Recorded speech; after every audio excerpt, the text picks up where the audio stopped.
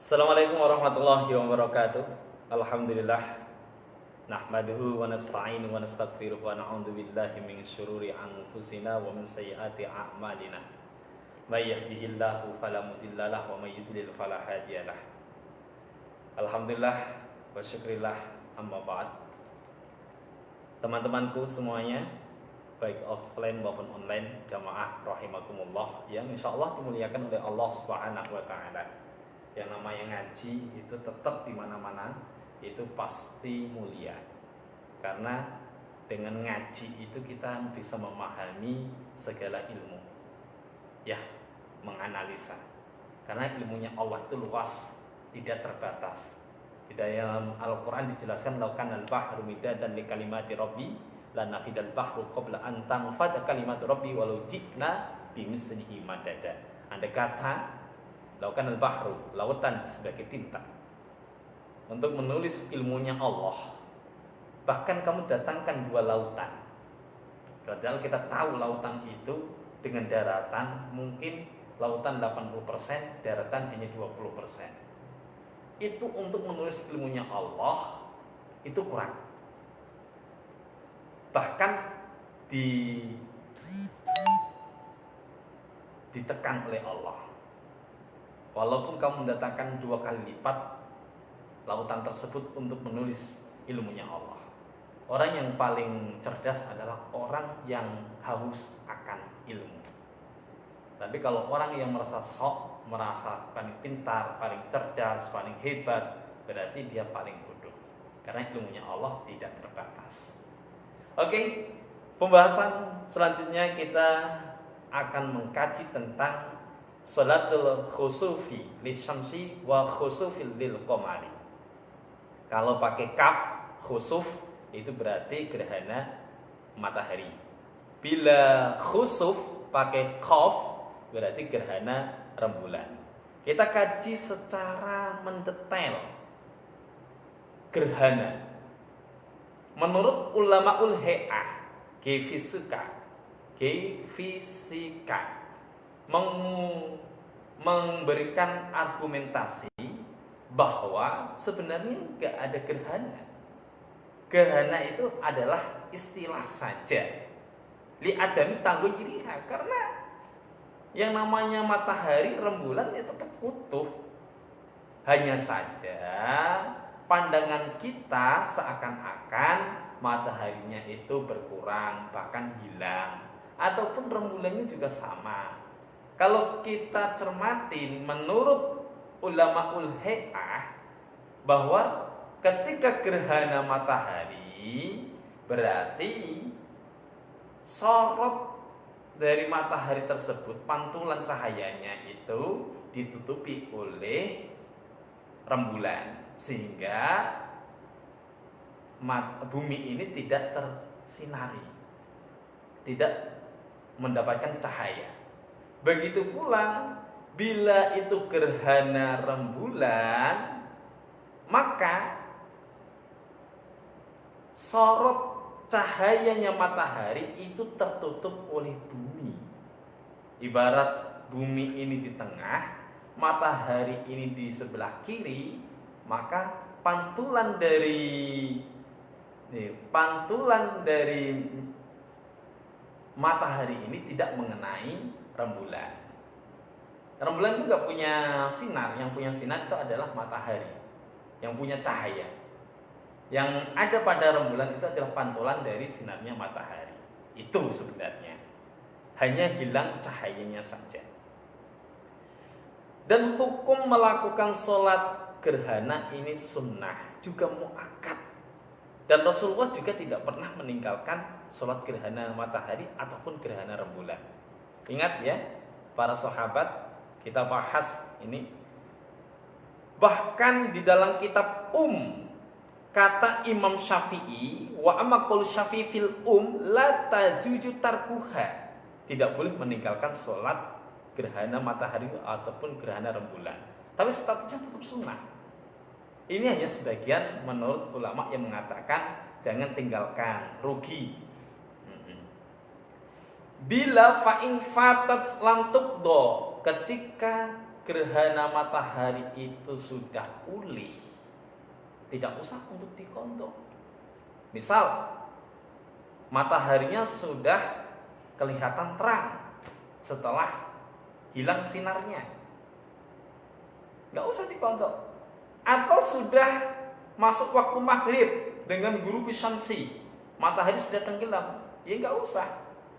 Ibarat gerhana rembulan, sudah waktunya subuh, ataupun rembulannya sudah nampak terang setelah hilang, juga nggak usah dikontrol. Karena ini sebab corona.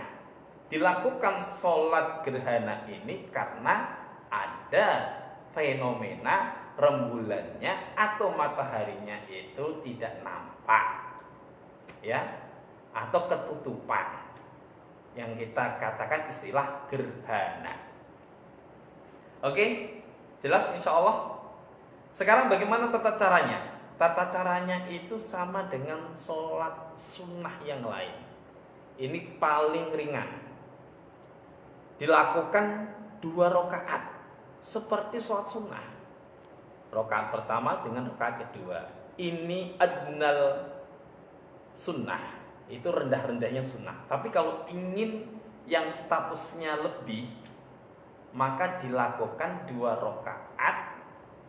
Setiap 1 rakaat ada 2 rukuk dan 2 bacaan Fatihah dan surat.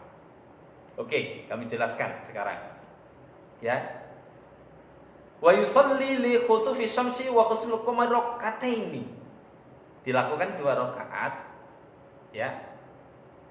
Fi kulli rak'atin ruku'ani. Setiap 1 rakaat ada 2 ruku. Niat usalli sunnata li khusufil qamari rak'ataini. Kalau makmum lillah. Kalau imam. Begitu pula sholat sunnah gerhana matahari. Usolli sunnata likusu, pakai kaf, likusu fil syamsi rak'ataini makmuman, imaman, atau lillahi ta'ala. Sama ya. Bila dilakukan sendirian ya nggak usah khutbah. Tapi kalau dilakukan berjamaah ya khutbah. Ya tadi sama, intersek juga boleh, tidak berjamaah. Atau musafir, nggak masalah, tetap jangan ditinggalkan kalau ada waktu. Kalau nggak ada waktu ya nggak apa-apa, namanya juga sunnah. Ya, setiap 1 rakaat ada 2 ruku, ada 2 bacaan. Ya. Berarti kalau di total 2 rakaat ada 4 ruku. Tahu nggak kawan-kawan semuanya? Kalau kita mengaku sunnah sedikit sunnah. Kalau ingin seperti Rasulullah SAW, tahu rakaat pertama bacaannya apa? Rakaat pertama, berdiri yang pertama itu bacaan adalah surat Al-Baqarah. Padahal kita tahu Baqarah itu 2 juz setengah. Sedangkan rukuknya di sini dijelaskan membaca tasbih perkiraan itu sampai Masya Allah 100 ayat.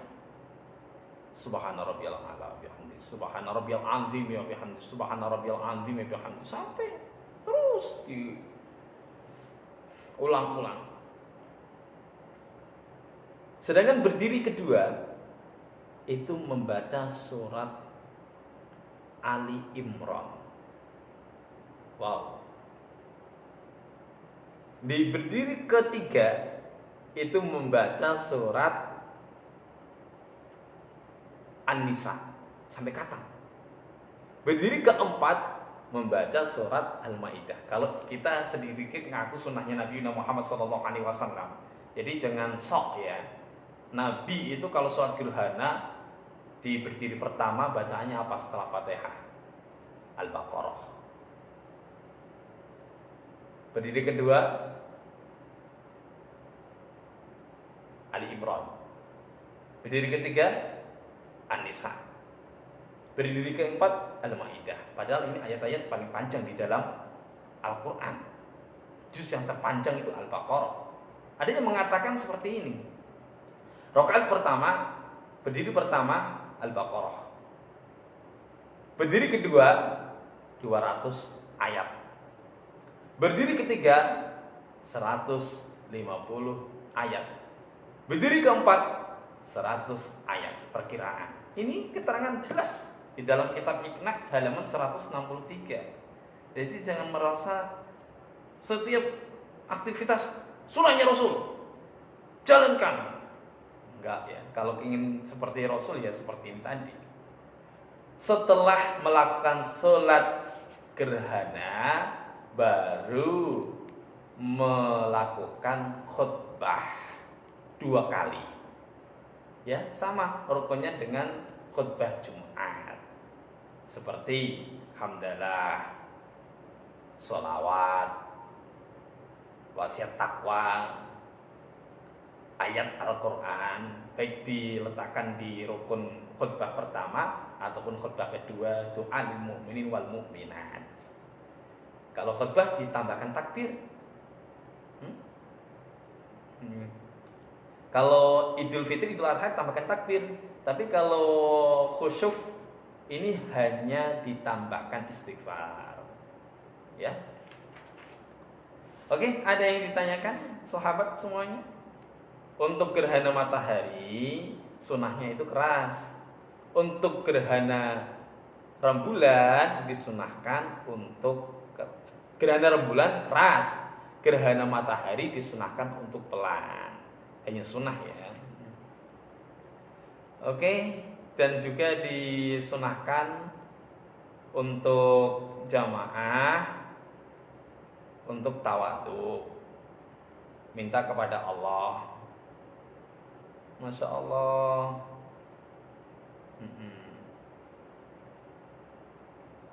Ada lagi? Dah, itu aja kelihatannya. Gak usah panjang kali lebar. Yang penting ambil intinya, paham, amalkan, dan mudah-mudahan dapat ridha dari Allah Subhanahu Wa Taala. Bila ada kesalahan murni dari pribadi kami, ada benarnya dari Allah Subhanahu Wa Taala, ini anugerah. Dan mudah-mudahan dakwah ini tetap berkelanjutan. Cinta dakwah li'ilai kalimatillah, ittiba' lil ulama. Ila liqa. Wabillahi taufiq wal hidayah wal afa minkum. Wassalamualaikum warahmatullahi wabarakatuh.